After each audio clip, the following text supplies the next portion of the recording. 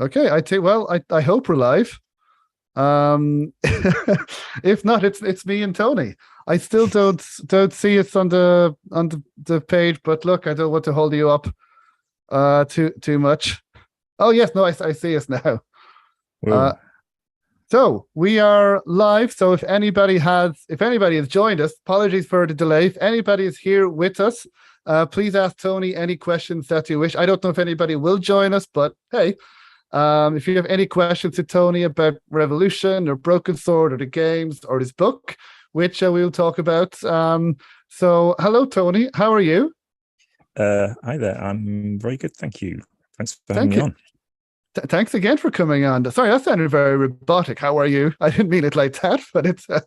I'm delighted to have you again. It's always great to chat with you. Because last time we spoke back in February 2022, you were in the process of writing your book, and now your book is on Kickstarter. So, um, always a great excuse to chat with you. Uh-huh. Um, so the last time we spoke, I believe you mentioned that you weren't sure, you're never sure with Kickstarter how things will go, how much interest there will be. But at the time of recording, you have your Kickstarter has been successful.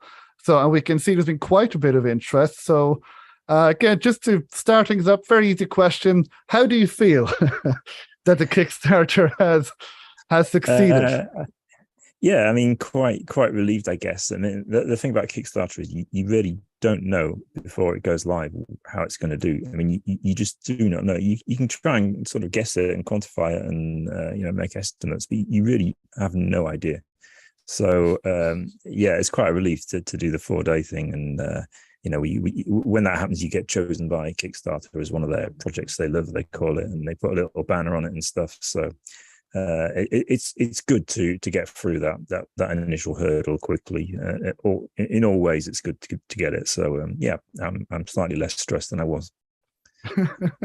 Yeah, no, I can imagine because there'll be many Kickstarter projects that have failed and look good, Yeah, but yeah. this one through 4 days, and this is the second time you're doing Kickstarter because you worked. How involved were you with Kickstarter with Broken Sword 5? Were you heavily involved Yeah, or yeah? yeah. Totally. Yeah. I mean, yeah. I mean, we helped make the video, and I mean, I was kind of there was like two of us at Revolution who just fell into the job of being kind of the front of it, really. Talking to the fans and working the comments and stuff like that. I mean, that was Bronx Five was really intense. I mean, it was literally 24 hours a day. It was for a month. It was totally exhausting, and super mega stressed because we were always we were pushing with the game, and there was like a film crew in the office half the time doing updates and stuff. I mean, it was manic, it really was. But it was a 10x magnitude bigger than this one, but it's taken me 10 years to get over it. Build up the strength to do another one. Yeah, I've never done a Kickstarter myself, but I've heard that it can be quite stressful. It can be uh like a full-time job, I've heard. Yeah, Um you can't leave it. That's the thing. mm, It's you can't just walk away, and I mean you can, but it's not a wise thing to do. I mean, you've got to be completely engaged with it, and the people that are backing you are asking you questions, and you have to keep the drum going. So beating the drum, and you got to run for that. So you need to be ready for it, certainly. yeah, well, as we mentioned, it has succeeded already, but the more money that the Kickstarter will make, obviously, the better for you and for printing. Then I imagine, and for just everything and shipping and with everything with the book. Yeah. And I mean, printing is a nightmare basically because it's so expensive. Mm, And I mean, part of my thing with this book was to do it myself because I wanted to do a big book, and I've got lots and lots of photos from archives and stuff we found recently, and I had a black and white film in a drawer from like 1991 or two. uh, and it was from the office. So I remember shooting it because it was a new camera, and we were just testing it out. So we went around the office taking snaps, because back in '91 there was no phones, mobiles with cameras on them. So these days are virtually unrecorded. So, I mean, I found this black and white film and got it processed, handed it in and see what came back. And what came back was some pretty cool pictures of the office, that seemingly had been lost forever. So, I got loads of that kind of thing. I've got discs and discs of it. So, I dragged it all out and I ended up with literally hundreds of photos. And I wanted to put them in because it's valuable. To me, it's valuable. And I think people find it very interesting to see this stuff from years ago, of games being developed. So, consequently, the book is like 640 pages or something in a hardback. And if I could go to a publisher and say, here's this great book, do you want to publish it? And they'd go, yeah. And, it's okay. But, instead of these 400 pictures, why don't we have like 5 glossy pages in the middle of the book?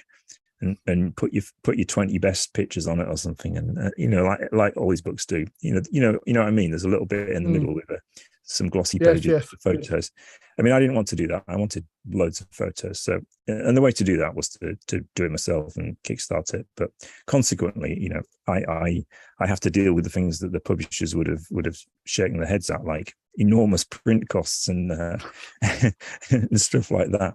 And of course, we have other problems these days, like exporting anything from Brexit UK is now a complete another nightmare. So, like Germany, places like Germany, you have to learn about the tax rates and all sorts of things you didn't have to do before. But it's all part of the fun. Yes, definitely part of the fun. It's fun. It's fun. Just keep repeating it. It's fun. Shipping is fun.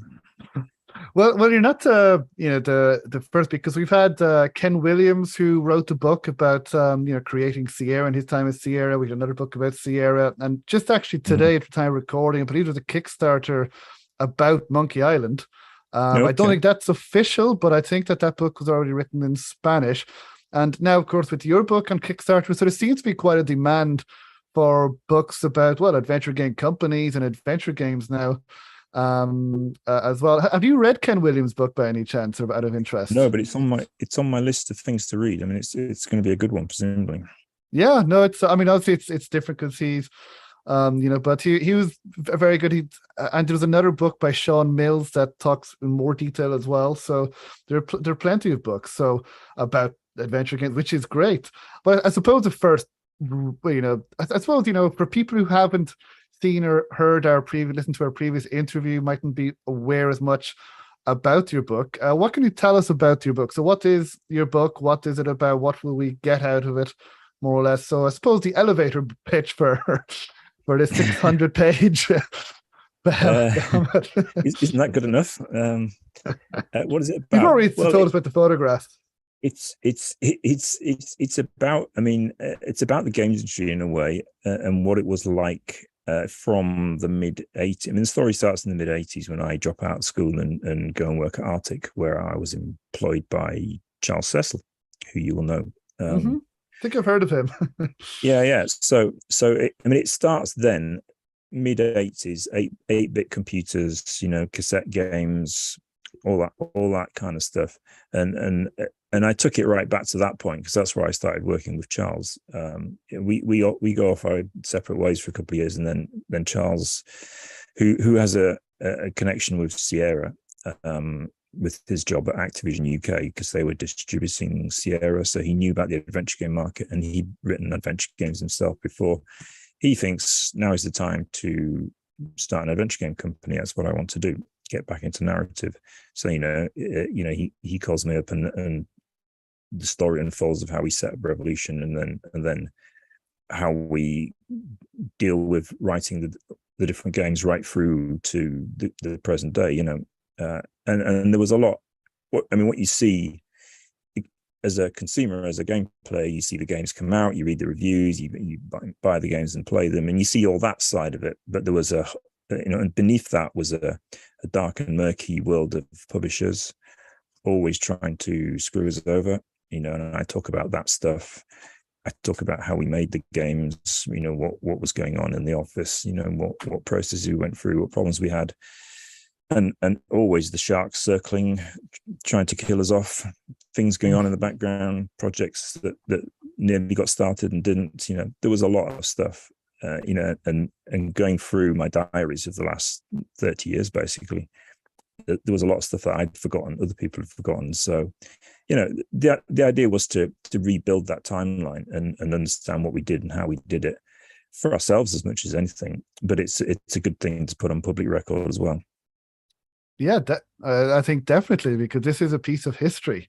That for the last 25, 26 years, that Revolution has been around and has been at the top of the game as well, with the games that you created.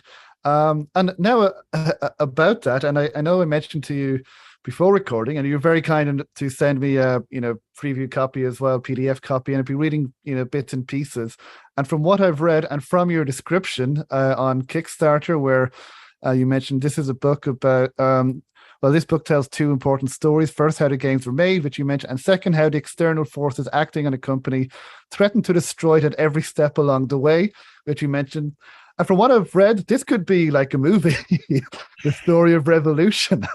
If someone, theoretically, say if Netflix or Amazon or anyone within the movie or TV industry came that you knew were genuine, how would you react if they asked if you're interested in optioning it for a TV series or a movie?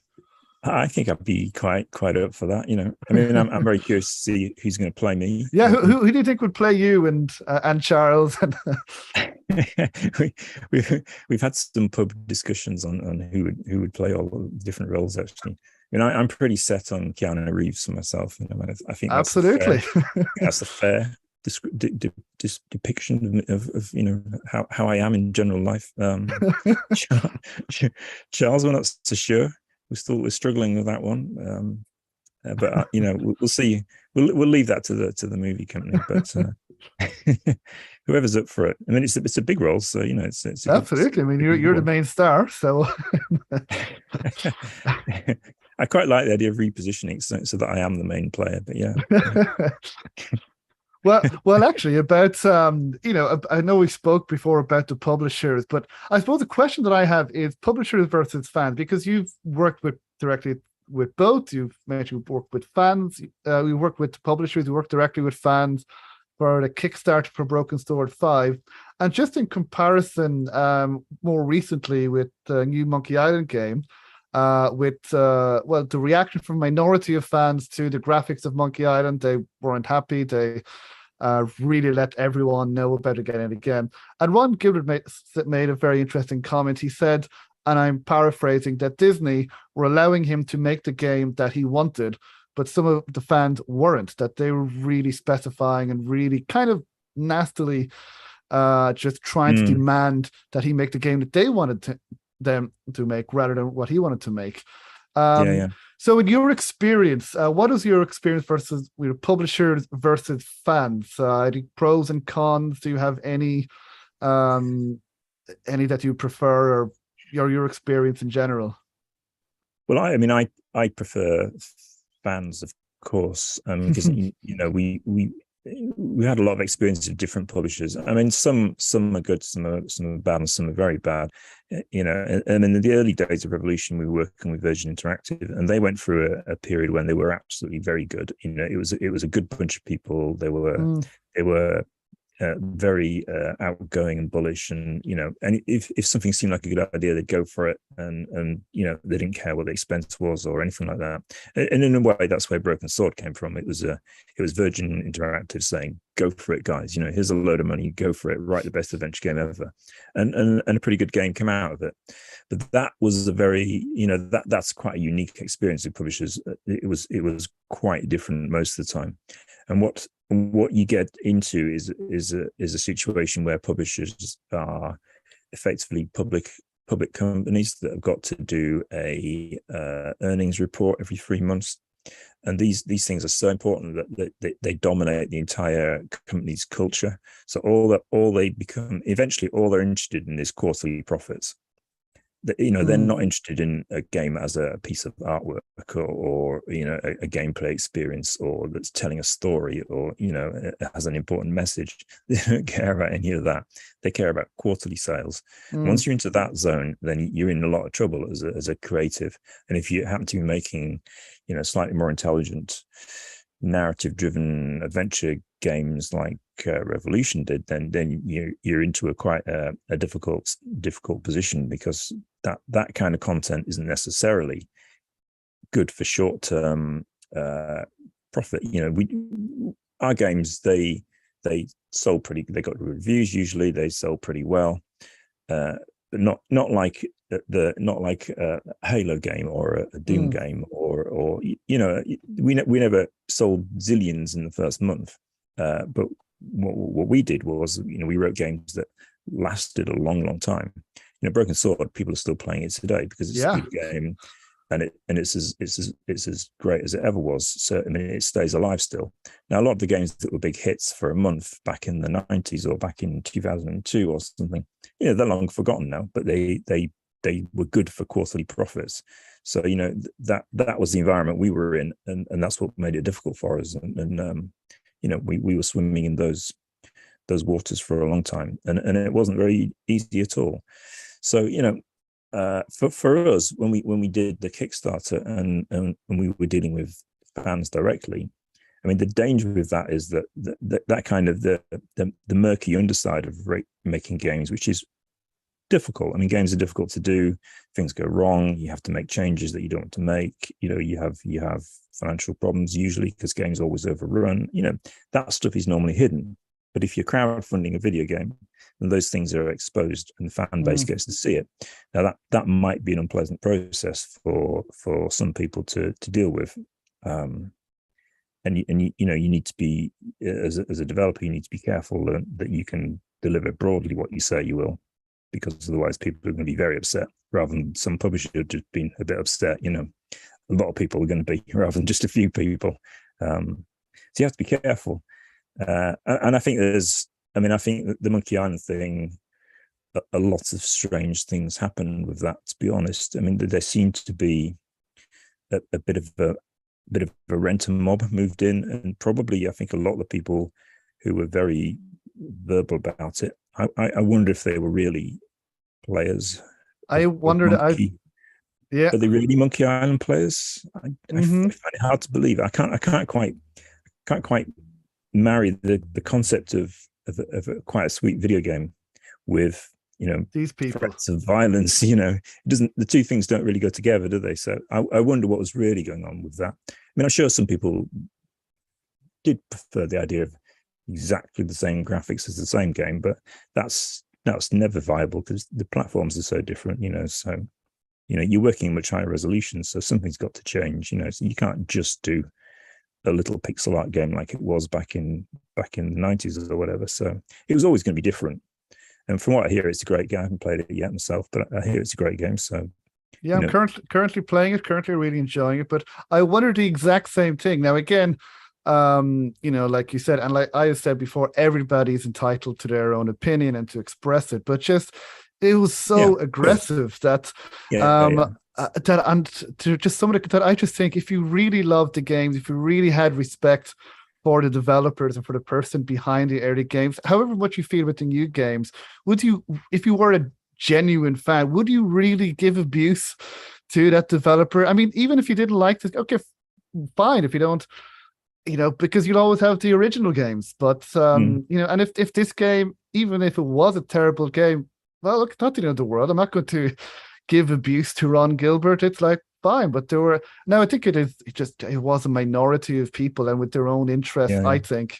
I think so. I think it's a roving band of troublemakers. A lot of it, I think, that they seem to go with whatever, Little Mermaid, or Lord of the Rings, or exactly. But yeah, no, I'm happy to hear that in your case, working with fans was a lot more positive, and here as well. Because when I speak with, when I see online people, fans of Revolution and Broken Sword, it's generally positive, even if they have, some criticism, especially of some of the later games or whatever. They're constructive. They're not hateful. They're not nasty. Yeah. It's, at least from what I can see. Mostly. Yeah. Mostly, yes.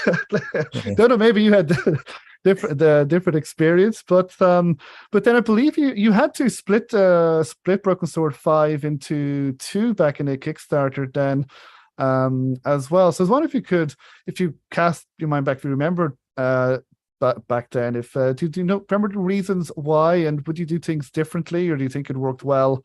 I mean, it still worked out well. The game was released to mainly good reviews, but what was the reason? Yeah, I mean, this is what I'm talking about, really. You know, that there are always problems making games, and you know, those problems get exposed to 15,000 people in our case, rather than a couple of producers and some executives in an office somewhere. You know, so everybody gets to see the problems you're going through. Now, I mean, the truth is, we did quite a good Kickstarter for Broken Sword 5. I mean, it was the highest European Kickstarter ever at the time, but it wasn't enough money to write that game. So, you know, there was always going to be a problem somewhere down the line.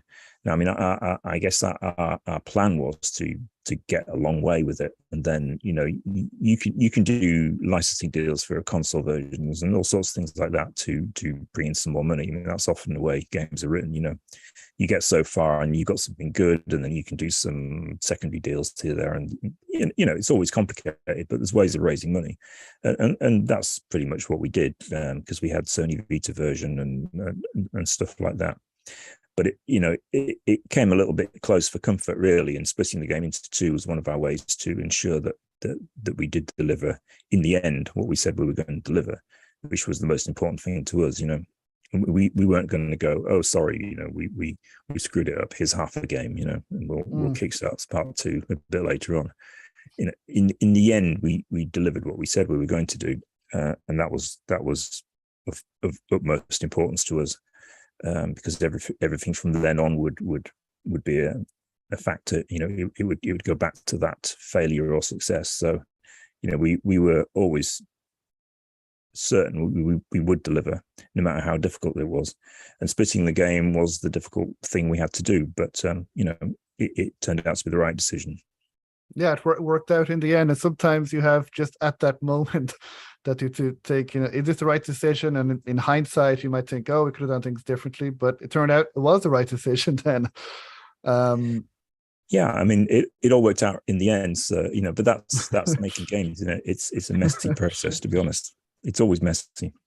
And you know, the way we work at Revolution, we you know, we're not doing things to a formula where to some degree, where, you know, we have an outline of what we're doing, and then we'll ad lib a bit while we're actually writing it, because you know, as you're putting a game together, you have ideas, and those ideas generate work, and so the game inevitably gets bigger and more complicated than it initially you thought it was going to be, because other things come up, and you do more here, you do more there, you polish it more. Someone says, oh, but what about this idea? And you go, yeah, actually that's quite good. So then you start putting that in, and you know, it always gets bigger. So you have to do, well, there's always consequences to that down the line, and the consequences are time and money. You know, that's making games. And I say we don't do it to a spreadsheet. You know, we're not some 2,000 person team in a tax haven in Canada putting these games together from a spreadsheet. You know, where it's like we're writing an album or something. You know, it'll be done when it's done. Yeah, well, I think that's fair. I mean, the games that you guys have made speak for themselves. Lost Train Tube says hi. Hello, Lost Train Tube, and actually, so he has a question. I said for later, but I think we'll ask it now. Yeah. So this is the question: where did the inspiration for the concept of the virtual theater for Lure the Temptress come from? So I can say that. So the inspiration for the concept of virtual theater come from. So I think it was, you know, when we first got together, we all sat around a it would have been a PC, like an 8080 PC, and played some Sierra games. We played Leisure Suit Larry, and I think we played a King's Quest game. And we looked at them and saw how they worked and what they were. And we kind of thought, what can we do to make something more? How can we kind of push it from a tech point of view? And the idea of running the whole world at once was one of the ideas, was one of the things we thought about. So I mean, a traditional adventure game is, here's this location and characters come in and they walk and they go off again, and there's nothing else going on. It's just the location you're on. So we thought, well, let's make a whole world, and if the people walk off the screen, then they keep on doing the living, doing the jobs or living the lives that they were. And that was the idea. It was just something we could do that was some sort of advantage, And we'd also played games on the 8-bits. There's a game called Marsport, Gargoyle Games. They did a series. There was one called Turn and Nog. There was Marsport and Dunderak, and they were like set in cities where characters walked around. And we'd always been quite impressed by that kind of thing as well. So we kind of married all these ideas together, and then we thought of what should we call it, and the screen where you're on, it's kind of like a stage. That's the stage where people are, but off the stage they're you can't see them, but they still exist. So we kind of thought, it's a bit like a theatre, so virtual theatre. And we just thought of it one day, probably in the pub. As most best ideas come from. And what were your thoughts on it then? Now, looking back, what were your thoughts on virtual theatre? Do you think it worked well? Do you think now there are ways it could have done better, or how do you think it worked on, Lure the Temptress and then Beneath a Steel Sky? Well, I mean, it gave us an advantage at the time because publishers were quite excited by it. We did a demo in what was called the Zen Garden, and it was something we'd drawn ourselves, like programmer art, but it had a couple of rooms and stuff, and we had characters moving in and out of the rooms and doing things and stuff. And Charles went on the road and showed that to various people, and they were pretty excited by it. So I mean, it gave us an edge, and it got us started. I think I think for adventure games it was maybe not quite the right thing, and we kind of did less and less of it as we went on. So by the time we got to Broken Sword 1, we'd actually more or less given up on it, and we weren't really using it. The problem was, you would tell people to do things off screen, and you didn't really know they were doing it because they were off screen. So the advantages were and the disadvantages were all sort of wound in together. And it occurred to me while I was writing the book actually that we could have just faked the whole thing. You look through windows and you see like the guard that you've locked in the cell in the Temptress, and he really is there. He really is locked in that room. But we could have faked it so easily, and it would have been a lot less work. But we were just too honest. Exactly, you guys were too honest. He said, "No, we have to go do it exactly as we said we would do it." We did it. I mean, we really wrote that technology, and it did work.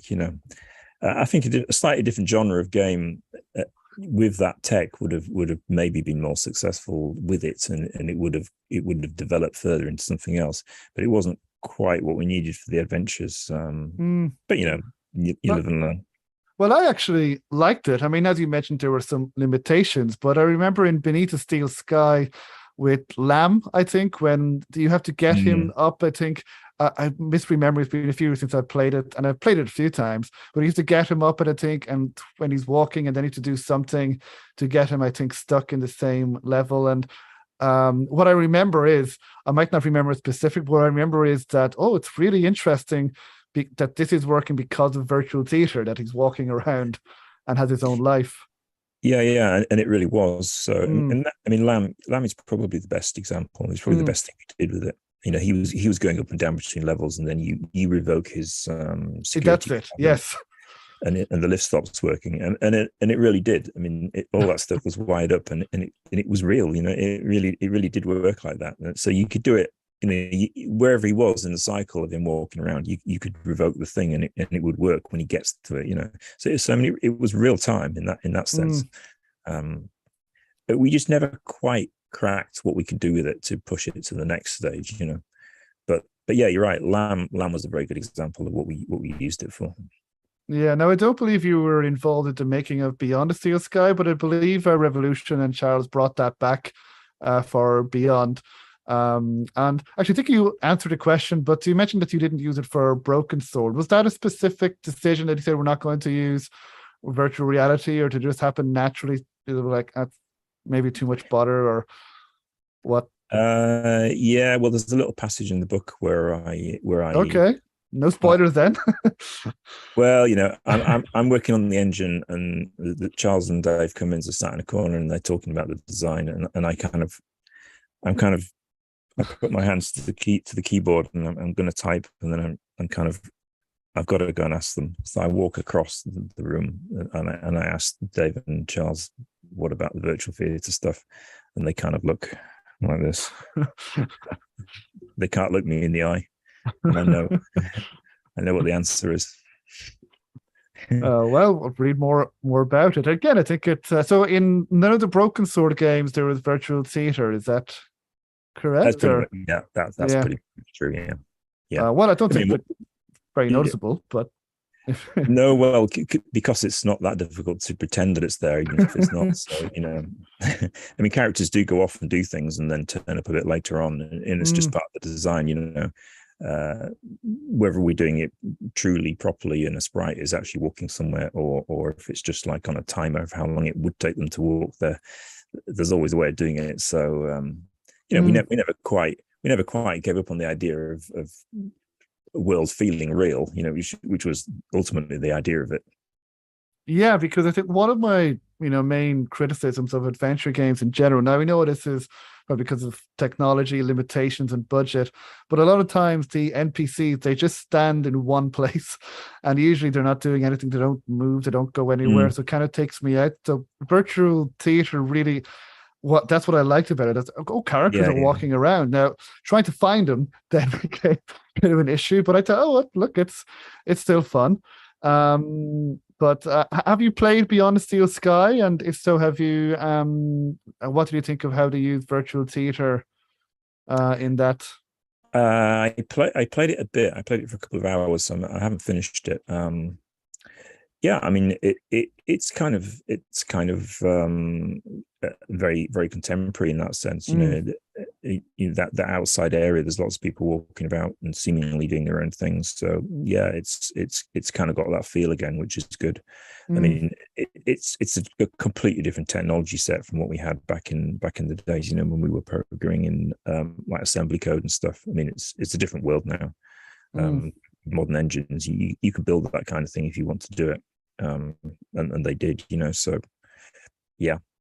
But it's a different thing. It's a different world, right? Modern game dev. I mean, I think it was Unreal Engine. So the idea of characters walking around is not something you would brag about, because it's just it's just easy, Yeah, and I believe a game called Forgotten City had something similar to characters were walking around. And again, I remember I was trying to find the characters, and I went. And I was like, wait, this person was right here. And now it could be anywhere else. But it's kind of interesting. I think it's like, like that if it's done well. Altmag Online has a question. Hello, Altmag Online. They ask if you can answer this. What is your favorite chapter of the book and why? Favorite chapter? That's a difficult one, really. Yeah, good question, Altmag Online. I don't know. I don't really have a favorite. I mean, they're all very good. What can I say? All of them. What's my favorite? I don't know. I quite like the end of it when I kind of I kind of do some philosophizing about life in general at the end. That's kind of. I mean, people will either love that or hate it, but it's just what I want. It's just what I wanted to do. That's the thing. I do what I want to do. Exactly. Your book, no publishers. You are the publisher. Yeah, exactly. Yeah. Well, if anybody else watching live has any questions, sorry, Tony, you're. No. I mean, it's a good question. What's my favorite chapter? I don't know. I've not actually sat down and read it in a traditional sense, as in you just start on page one and keep reading it. I've always been skipping around all over the place, reading it backwards and all the rest of it. So yeah, I don't know. I don't know, to be honest. One day I'll come back and answer that question. Okay, well, there you have it, Altmike Online. If anybody else has any questions for Tony, please put them in the chat if you're watching live, and I'll be happy to ask him. Well, one question that I have for you, because when you decided to write this book, how did other people at Revolution or other people feel? Do you know? Were they happy that you were going to put this out there? And we spoke about how this is history that's going to put it in writing, or did they have any concerns or anything at all? So it's a good question. I think when you say, if you go up to people and say, I'm going to write a book, and people are like, yeah, good luck with that. Maybe you're going to write a book, maybe you just say you're going to write a book.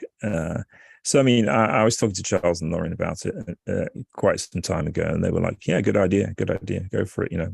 We'll probably never hear of that again. It's one of Tony's crazy schemes. It'll never come to anything.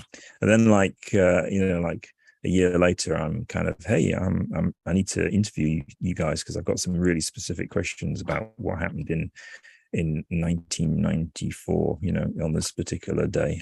And it's like, oh, this is sounding a bit more serious, So we had, I had a couple of dinners, a couple of evenings with those two, and when I was asking some really quite specific questions, and they were kind of, this seems a bit more real, and like, blimey, there's a lot of research has gone on to rebuild this timeline of events from nearly 30 years ago, so then maybe they were starting to think this is a lot more real, and then people get kind of curious as to what you're saying about them, and because over a period of 30 years, there are times when even very close, and we all were very close at the top of Revolution, and still are in a way. But there are times when you're arguing about something with someone, and the times when everyone's in agreement, and other times when different people are arguing, and I'm trying to mediate between them, and there's a lot of toing and froing on these things over the course of so many years. So some people might say, "Oh, you really can talk about that argument we had in 1996," and probably not, because I might have forgotten that one. It was never such a big deal to me. When everyone is the main character in their own story, aren't they? So things that seem important to someone might have been nothing to someone else, But no, it's not that kind of book. It's not about me really. It's about Revolution and the processes we had to go through. So the real bad guys are the corporates that were trying to knife us. Yes, if there were bad guys in the movie, they would be the the dark characters in black suits. Yeah, they're the corporate people. And so, who did you speak with? You spoke with Charles and Noreen. Did you speak with anyone else then at Revolution, or who worked with Revolution on the games? Lots of people. I mean, not everyone's around. I mean, some people like Dave Cummins. I mean, he was central to the first few games, and Steel Sky and Broken Sword owe a lot to Dave. And of course, he's not with us anymore, as aren't a number of people, as it turns out. But other people, there was a very important guy called Steve Oates who drew the sprites for Allure and Steel Sky and Broken Sword 1 and 2. I mean, George's animation is all down to Steve Oates. Now he's supposedly here in Hull, but maybe just miles away from where I am now. But I couldn't find him, so I've not been able to talk to him. Who he's disappeared. Facebook is actually, much as we complain about it, it's actually quite useful for keeping people in a contacts list. So there's quite a lot of people I have been able to speak to. So yeah, quite a few. I mean, probably several dozen people have reached out to and asked them for info, and that's quite interesting as well, because everybody remembers different things, and some people don't remember anything. So you have to, or claim they don't remember anything. But I've kind of learned techniques for pulling information out of people's brains that they don't think is there. I mean, basically, you have to be very specific. You can't say, "Oh, do you remember what happened when we were doing Lure of the Temptress?" And it's like, well, it was the 90s, wasn't it? And it was quite hard. But apart from that, I don't remember anything. But then you can say, well, do you remember when we had this particular problem and these people were involved? And if you can get very specific about it, you can jog a memory and pull information out and actually surprise people of what they can't remember if you use the right technique. So I've got quite an expert at that kind of forensic research that I've had to do. Yeah, like a journalist researcher that you've had to become. A lot of it's buried. A lot of stuff was just buried, and that's another reason it was important to do it now, because if I left it another 10 years, or anybody else left it another 10 years, or whatever, even 20 years, it would be even harder to do. So having brought all this information out again and written it down, it's there now. Yeah, and you mentioned people might remember things differently. Did it ever happen that people might have remembered things differently to how you remember them? So a specific moment, maybe making the games or anything. And how did you go about that then, and include, to say if someone remembered something very differently to what you thought had happened? Did that happen, and how did you include that in the book? A little bit. I mean, sometimes the order of things was wrong. I mean, I remember certain thing being like a year before something else, and it wasn't. It was the other way around. That kind of. You can sometimes get multiple years mixed up in your mind as to when things happened. So I mean, some people have. I mean, Steve Ince as well. He's got a very good memory. Once you can get him in the right jog his memory in the right way, then he knows a lot of stuff. So yeah, he was very useful for correcting things here and there. But yeah, I mean, yeah, everyone remembers something different. So the more people you talk to, and the more you learn, and then it all goes into the document. No, that's great. Well, Alt Mag Online has another question that they ask: what is your favorite Easter egg in a Revolution game? If you have any. Well, I'm always fond of the spider on the first screen of Broken Sword 2, because there's a good story how that came about, which is, of course, is in the book. I like the spider's good. I mean, not everyone knows about it as well. Is that an Easter egg? I wasn't aware that was an Easter egg. I would say it is. I mean, do you know the one I mean? The spider jumps out and kills you. Oh, okay. In Broken Sword 2. Yeah. The spider will actually kill you if you do the right thing in the right order. No, I wasn't aware of that, because I kept trying to get killed by the spider, but it just kept. I remember. Oh, that's it. I'll have to replay that game. Find the Easter egg. It's a good one. I did that. Okay. Well, wow. Well, I'll definitely have to replay it, because probably one of my favorites. Now, I found this before playing Beneath the Steel Sky, but in Broken Sword 2, when you play as Nico going to the subway, and then you see Robert Foster. That's a good one. And at first I thought it was funny. I didn't really understand the context. Then I played Beneath the Steel Sky after Broken Sword 2, and then I understood. But that's a good one. But yeah, were there any Easter eggs in later games, or were there any ones that you liked in Broken Sword 5, maybe? Or there were a few in Broken Sword 5, I think. I didn't do all of them, but there was the radio show. There's like a whole radio show hidden away in part 2. That's quite good. I'll have to replay that.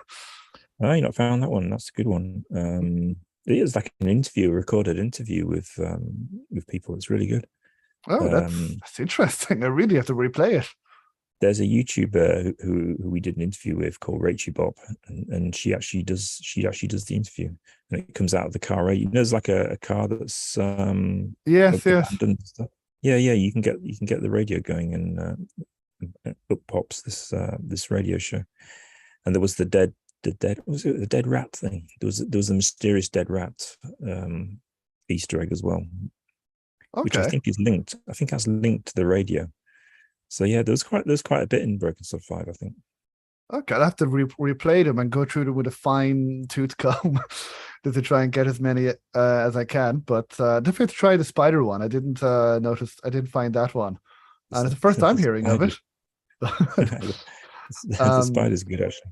But actually, speaking now about, because one of the things that Revolution is known for, and I believe it's one of the things that helped Revolution go during 2008, 2009, around then, is the director's cut and updating the games. Even up until a few weeks ago, Revolution, I believe, updated Broken Sword 2 for iOS. So you're constantly updating games. Well, first of all, how important do you think that is in general, to update these games that are getting older, like Broken Sword 1, 2, and Beneath the Steel Sky had an update? How important do you think was that to keep those games going and for modern audiences?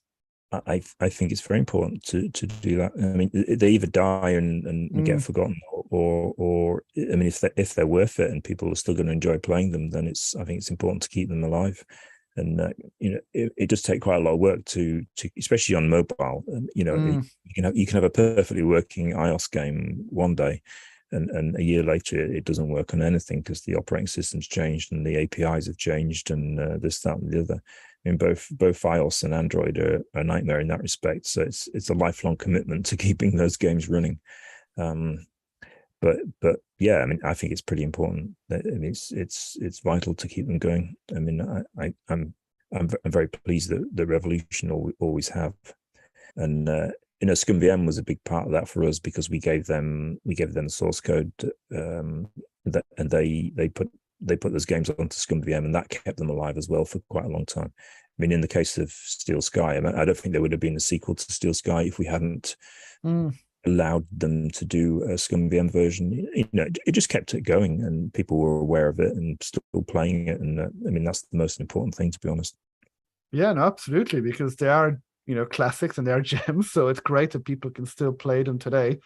Because you think that other games, back then, like the Discworld games that are impossible to find, at least for PC as well, that are very difficult. But it's great that these games that we can continue to play them. And it's a lot of work, because I mean they were always written. I mean the big problem with them is, without being too technical, is that they tend to be always written in the old days for a very fixed screen size.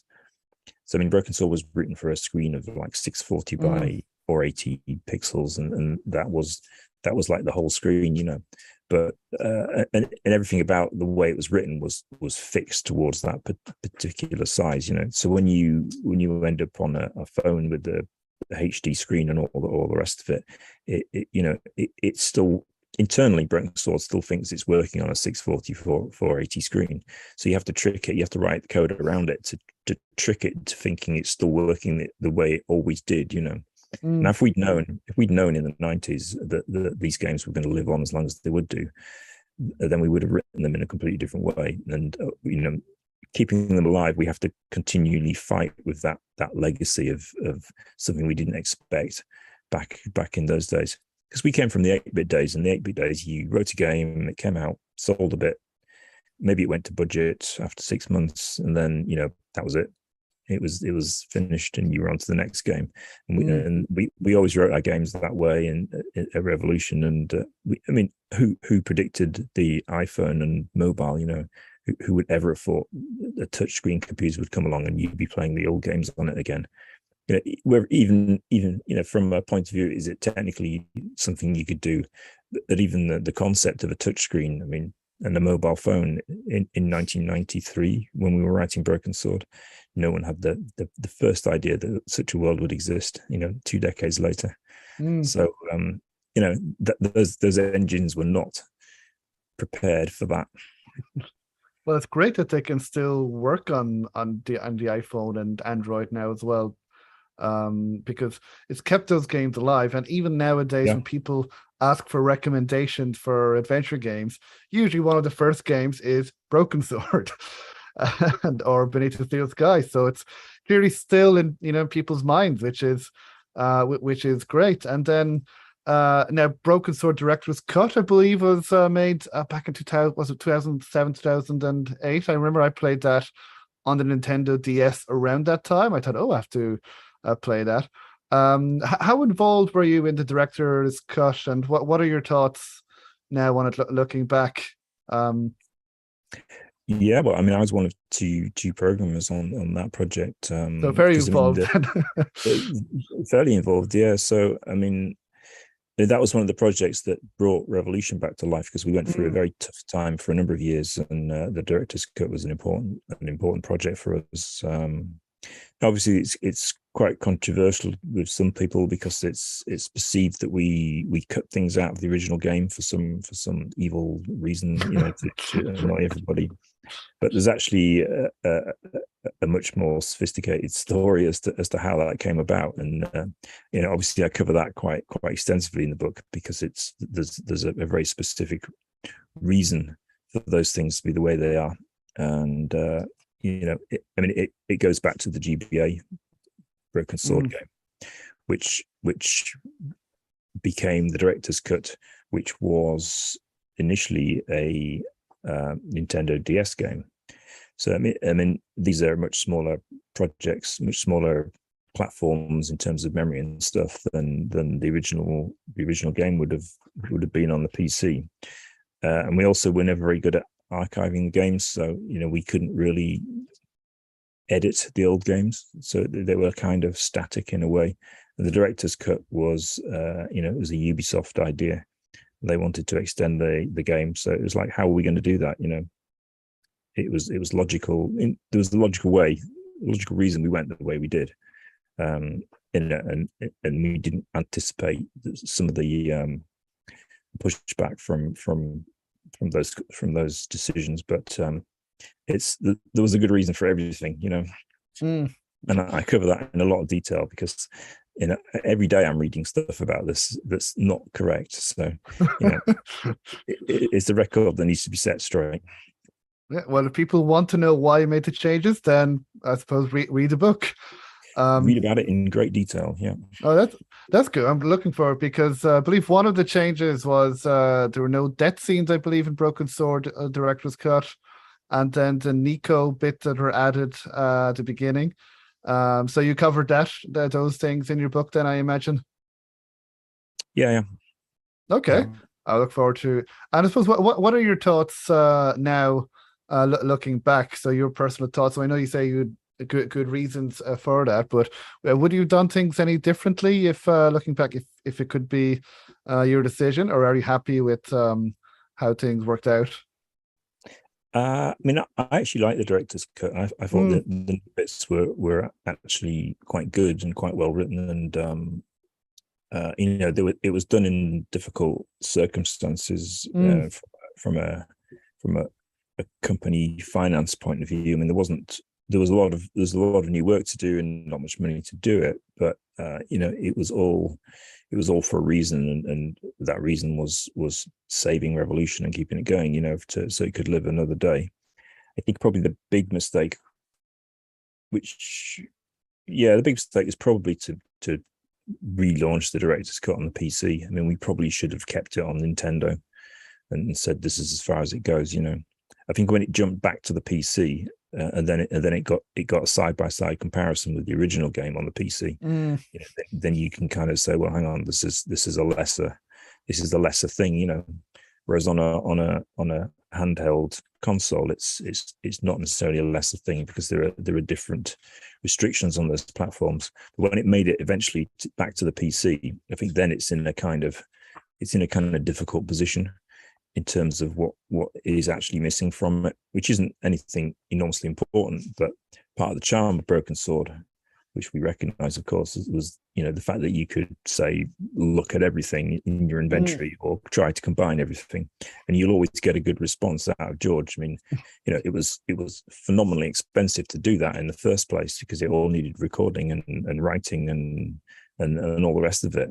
But that's part of the charm of Broken Sword, without a doubt. So when the director's cut turns up on the PC and some of those things are missing, then it diminishes it a little bit. So maybe we shouldn't have done that. Maybe it should never have simply made it to the PC. But then, as you said, it helped revive Revolution. So for that, I'll always be grateful, at least. The director's cut itself did, yeah. But that was commissioned as a Nintendo product, so it didn't need to make it to the PC. I mean, it was useful that it did, I suppose, because it sales are sales, and selling games helps you make more games. But we never thought there'd be quite the backlash that some people. Yeah, well, look, it worked out well overall. Sorry, here we had a backlash, but it's one of those things, you know. Mm. I mean, over the history of Revolution, we've never really done anything too bad. So no, well, look, if that's the worst of it, then you know, okay, you're not doing too badly. I mean, look, compared to Sierra, LucasArts, and now Revolution are still going, still at the top of the game, so they're still doing something right. Yeah, and you've done something right the last, yeah. And did you get? I have played the PC version of the director's cut. Did you get the original voice actress for Nico back for the director's cut? I think it's someone different. Well, okay. I think it's. I mean, there's a lot of confusion as to which actress has done which game. To be honest, and off the top of my mind, I can't tell you which is which. I believe the director's cut Nico is. I think it's the same. I think it's Hazel. I think it is the same one. Yeah. And do you know why? Sorry, go ahead. Every game has a different actress. I mean, that's the thing. Yeah. For one reason or another, people not being available or not wanting to do it or whatever. I think Hazel Ellaby does do the director's cut, and someone else will actually know and post it. I'm sure. I'd need to look it up, but I think it's the same actress. Yeah, no, there was a slight problem that she sounded different. You know, when it was when the new bit was recorded many years later, it's in a different studio, obviously, and with years and years between them. The two voices sounded slightly different, and we had to do some treatment to bring them closer together. But you know, that's that's just one of those things that you don't anticipate and have to deal with. Yeah, well, look, I suppose these things happen, but yeah, I was curious that there's a different voice actor for Nico, and then George Stobart is played by Rolf Saxon in every game, and he's made it his own.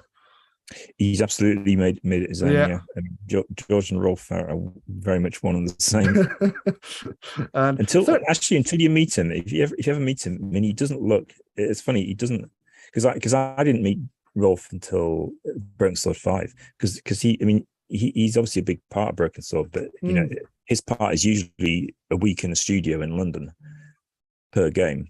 Now, you know, us programmers would not be part of that, so I never met Rolf until he came to York to see us, you know, and then he's quite funny because I mean he doesn't look at all like George. No, and he kind of sounds like him, but not totally. So every now and again, there's a little bit of George comes out, and you go, George. And you look, so it's kind of slightly strange, but yeah, George and Rolf, they are the same.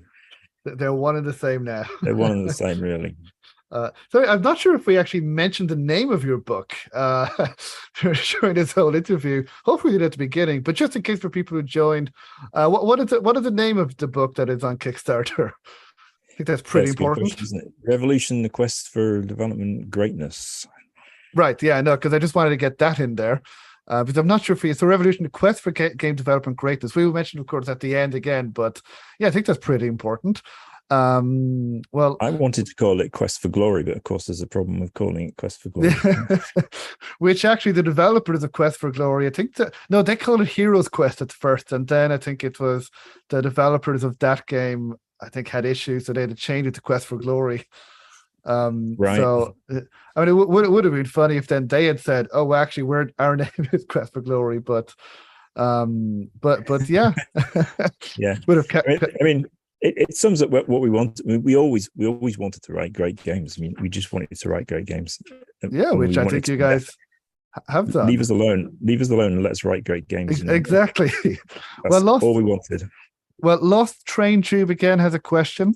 If you can answer, they ask, what do you consider to be your most useful game dev tool or resource in your daily work, if you have any? So your most useful game dev tool or resource in your daily work? That's a good question. There's some hard questions from. yeah. I mean, my lovely little MacBook Pro, which I have a fairly new one with an M1 processor. I mean, that's probably the best computer I've owned for a long time. So I do like my MacBook. I'm doing some programming in Lua at the moment, so I'm using Sublime text editor. I really like that. It's nice and simple. My least favorite development tool is Unity. Oh, really? Yeah. You don't like it? Yeah, I don't like it. No. I mean, I know a lot about it and I can use it perfectly well, but I don't like Unity at all. Don't get me started on Unity. What else do I like? Are Unity mentioned in the book? Not much. Not much. There's nothing. Nothing. They do say if you've nothing nice to say, don't say anything at all. So I've got nothing particularly good to say about Unity. I mean, I understand why it's popular and why people use it and what useful things it does for you, but it's so far removed from the way us guys used to write games back in the day. I mean, it doesn't. It's meant to make things simpler, and it kind of does, and it kind of doesn't at the same time, because it also makes some other things more complicated than they need to be. So it's trying to be too many things all at once, and you can sometimes remember a simpler time when there wasn't layers and layers and layers of things that you don't actually need that just get in your way. So yeah, that's my least favorite thing. What's your favorite? Is it MacBook Pro? You said. I do like my MacBook Pro. And I like all my development friends who chat all day and we help each other out on problems here and there. It's all about people, really. So being in the right team is always good. Being able to work with the right people. I mean, that's actually the real answer. The right people. So the people. Yeah, well, it seems like at Revolution you did have the right people, because at least from the people I spoke with, like you're spoken with, like yourself and Steve Ince and Charles, that they're all of you are really nice people as well and passionate about what you do. So that's really good to see. That I mean, that is one of the conclusions of the book, to be honest. It's all about the people. That if you don't have that, and I think going back as well, reading the book about Seoirse as well, that I think there were some, not issues, but I know there were just some difficulties as well, long working hours. But overall, I think if good people get on well together, which and actually, but then about Broken Sword, because I know we spoke before we recorded about the Da Vinci Code, and I believe you mentioned in the book a little bit about Gabriel Knight, which kind of has some similarities, although that's more supernatural. But certainly Gabriel Knight 3 has some similarities to Broken Sword. Now that was released afterwards. But have you played Gabriel Knight, or have you ever been in contact with Jane Jensen or anyone as well about it, or anything at all? I've not. I actually read it quite recently. There was some speculation that Broken Sword was somehow inspired by Gabriel Knight, but at the time we were not looking at that stuff at all. I mean, never at the beginning of Broken Sword was there any Gabriel Knight reference at all. Yeah, didn't Broken Sword come out before Gabriel Knight? The Blood of the Sacred Blood of the Damned was most similar, but sorry for interrupting, but. I don't know, to be honest. I mean, we were focused on Monkey Island. It was other than Monkey Island, but really, what were they going to do? What were we doing relative to what they were doing? They were. I mean, Monkey Island was a great game, and we didn't want to do the same thing, so we went down a slightly more serious route to the humor of Monkey Island. So in our minds at Revolution in the 90s, it was early on, it was Sierra and what their stuff was doing, and later it was LucasArts with Monkey Island. And I also remember Day of the Tentacle as being a work of genius as well. I mean, I was always very impressed by that one. Yeah, definitely. Well, my partner, who I told her I was speaking to you, and then she was saying, "Oh, didn't Tony? Didn't he make that game, famous game? What was it? Was it Monkey Sword or Broken Monkey?" And I said, "No, but it should be. I would pay for that." So when is the collaboration between you guys and Ron Gilbert? It'd be interesting, wouldn't it? George Stobart meets Guybrush Threepwood. Yeah. Maybe they should never meet. Yeah, into sword fighting. Although George would have a quick answer, I think. He could give Guybrush. I think he could fight with the witty remarks, couldn't he? Yeah, absolutely. That would be quite a boss fight, wouldn't it? That would be incredible, I think. But that would be good to see, actually. Yeah. Well, make it happen. We'll see if Ron can agree. Yeah, yeah. um, no, I don't want to keep you too long because I know I'm going over. So if anybody watching live has any more questions, Lost Train Troop says thanks. No worries. If anybody else watching live has any questions to Tony, now's your chance. We have him here, and it's I suppose now another part that when I was reading through the book, and I don't want to give any spoilers, but you mentioned some games that never happened, and one of the games that I believe you mentioned, now I didn't read it all, but you mentioned Broken Sword Tales, which I thought was found interesting because I'd never heard of that. And I don't know if this is I don't know, a spoiler in the book, but are you able to talk more about Broken Sword Tales and what happened with that? Well, the Tales was more of a concept. The idea was to do smaller games. So the Tales would be a series of, more episode, not exactly episodic, but more like imagine if Broken Sword is a feature film, then like The Simpsons is a series, and there's 20 Simpsons in a series. So I mean, we had the idea that perhaps with crowdfunding, a better way of doing it would have been to do smaller chapters, and maybe they would be not exactly episodic, but smaller games, basically, more often with maybe some narrative arcs between them all. And I still think that would have been a better way to go. I mean, Broken Sword, Serpent's Curse was initially one of the Tales ideas, because what we did is we basically said, right, okay, we like this idea of smaller games, so can we come up with 10 Broken Sword concepts? So we wrote down, we pretty much did 10 Broken Sword ideas. And for the Tales series of games, and one of them was the Serpent's Curse idea. And Charles kind of went through the list, and he kind of go, "Oh, this one's a good one. This one's a good one," and took that one and kind of worked on it, and it grew and grew and grew into the huge game that Broken Sword 5 became. And all of the other ideas got pushed to one side, so it didn't quite work out really. But I mean, that's where Broken Sword 5 comes from. But that's what the Tales were. The Tales were a series. Okay. And I still think that's what they should do. Every time I see Charles, I say you should be doing smaller games. You don't do a massive Broken Sword 6. Do a nice 2D smaller game with 20 screens. Do one every year. And then everyone gets to play a new Broken Sword game once a year. I think that'd be the way to develop Broken Sword in the future. But sadly, it's not up to me. But if you see Charles, tell him. If everyone tells Charles the same thing, he'll start to believe it. Maybe.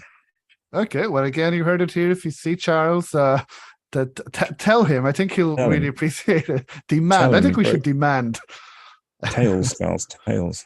Broken Sword Tales. And how has he responded? Are you able to tell us what Charles's response to that when you told him? To the Tales? Yeah.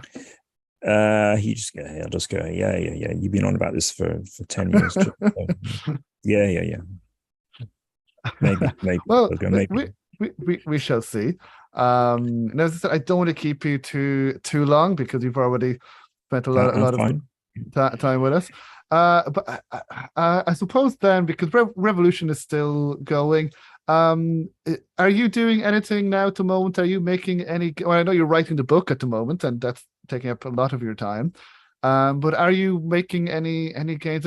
Were you making Obsidian again, or am I going crazy? I am. That's kind of what I'm doing. I'm kind of doing Metroidvania, Obsidian type thing as much as anything in between the book.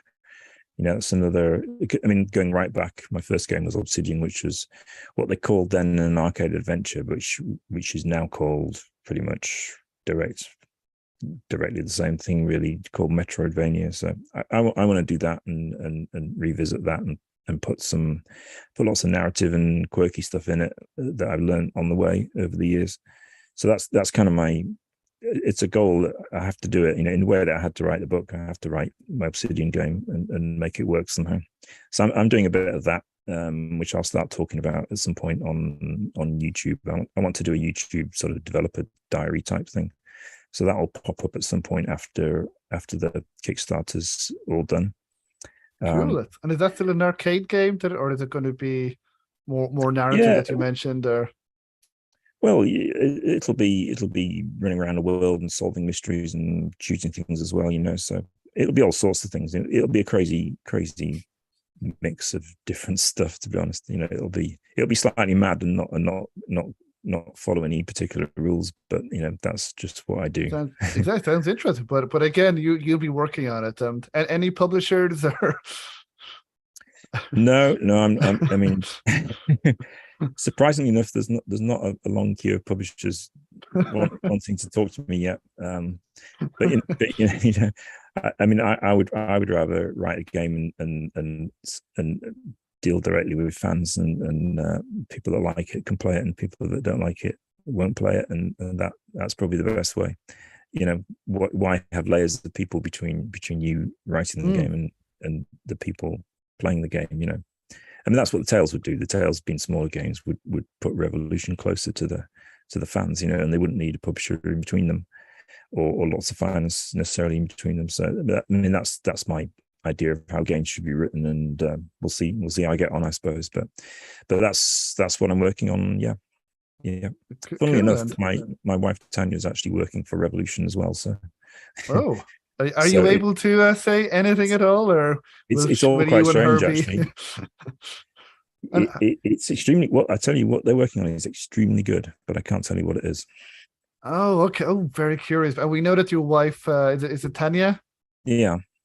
That she's working at Revolution now. And how did? Well, okay. Well, no, we don't need to go into that. But she's working there now on something. Okay, that's good to know. They're working on something. We know it'll look good because she's an artist, isn't she? She's some. She is, yeah. Yeah, because she's. I believe she's working on another game, Foolish Mortals.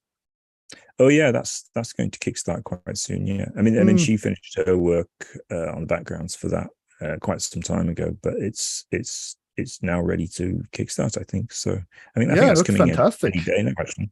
Yeah, that's 3rd of October. Well. Yeah, no, it looks fantastic. So well, if whatever Revolution are working on looks like that, then I think a lot of people will be very happy. But and I have a feeling that I won't be able to get much out of you for don't know if honestly, Charles might come with a machete. He would come with the machete for me, yeah. We don't want that. I'm very curious to know, but I don't want to destroy your friendship. So but it is very good. So keep your eyes peeled for that in whenever it is. Cool. And do you have any involvement at all in whatever they're working on, or am I just pushing my luck? Not on that one particularly. I mean, I'm kind of poking my nose in occasionally where it's not wanted, but but that's about it really. Well, I'm very curious. Well, I'm curious about Obsidian and a book. So now with the Kickstarter, it's still there. So if people are interested, you can include links in the show notes and in the description on the YouTube video as well. And again, the name of the book is Revolution Quest: The Quest for Game Development Greatness. That's it. So I think it's important to mention. And so when do you plan on releasing the book? So do you plan on obviously sending the book out? It's in paper, well, hardback. So do you plan on shipping that all around the world to people who have backed? Wow. Yeah. And will this go on general sale, do you know, in bookshops or on a website or I don't think that, I mean, this initial hardback version, I'm not sure it's commercially viable as a publisher book, which is why I've done it this way, you know. I mean, it's quite unique and expensive to print and all the rest of it. So I don't think this version of it, with all the photos and everything I wanted to be in it, will ever make it to bookshops as such. Maybe there'll be a paperback, a cut down paperback at some point. Who knows? I mean, as far as I'm concerned, as far as I know, I mean, this is probably it. You know, if it's wildly successful and I mean, I think it is a good book. I mean, I don't just say that. I think it is a good book. So you know, the more people that can read it, the better in the end. So if there are opportunities for it as a paperback, then maybe that will happen. But I mean, I don't know. Who knows? Oh, well, we shall see. Hopefully, I think so far people are interested. But if you really want to get the book the way it was originally written, best place is Kickstarter. Yeah. I mean, get back it. Yeah, Definitely back it. It's still there, still running. Yeah. This is the chance to get the real book, And would you consider putting the book on ebook, or is that out of the question? Or I know it wouldn't be the same. I mean, maybe, but down the line, down the line. Not anytime soon, I don't think. Yeah. Well, look, people, it's the time of recording. The Kickstarter is still going. So if you really want to get a chance to read this book, from what you've said to me, from what I've read, it is genuinely good. I can't wait to have it in my hands and just, be able to just see the pictures and read about the history. And hopefully we can have, I don't know, coming to Netflix or Amazon. That would be great. But we shall see. Is there anything that you would like to mention in particular that we haven't covered? I think we've covered a lot, but is there anything else that? I don't think so. I'm best at answering questions, really. Ask me a question, I'll answer it. But nothing particularly from me. Well, I might have you on again when the book is out, because I'm sure I'll have more questions when I read the full book. Yeah. But no, well, I think I better let you go now back to Kickstarter, or whatever it is you do during the Kickstarter, because I've really enjoyed again the conversation. Third time you've been on the podcast. Hopefully be on the fourth time again. It's always great chatting with you. And I'd love to go to Hull sometime and maybe meet up with you guys and Steve and yeah, Steve's just down the road, so it'd be great to see you. Yeah. Well, hopefully soon. And well, thank you for people who joined us, Lost Train Dude and Alt Mag Online, for your questions, and anyone else who joined us. And yeah, well, look, the very, very best of luck with the Kickstarter again, even though you've successful. Hopefully you've made quite a bit more money. And I'm sure people will enjoy it when they receive the book. So very best of luck, and thank you again, Tony, and thank you everyone for joining us. Thank you.